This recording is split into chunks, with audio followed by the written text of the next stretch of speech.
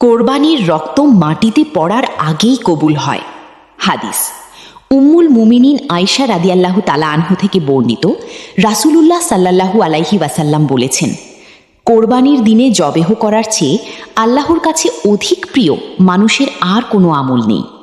কিয়ামতের দিন কোরবানি করা পশুকে তার শিং, খুর ও পশম সহ উপস্থিত করা হবে, আর কোরবানির পশুর রক্ত মাটিতে পড়ার আগেই তা আল্লাহর দরবারে কবুল হয়ে যায়।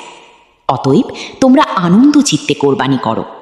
রেফারেন্স: সুনানে তিরমিজি, হাদিস নং 1493, সুনানে ইবনে মাঝা, হাদিস নং 3126।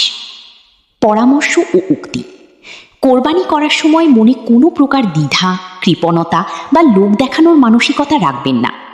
পবিত্র মনে ও আনন্দের সাথে কোরবানি দিন, কারণ আপনার মনের নিয়ত ও আন্তরিকতা কতটা খাঁটি আল্লাহ সেটি সবার আগে দেখেন এবং গ্রহণ করেন।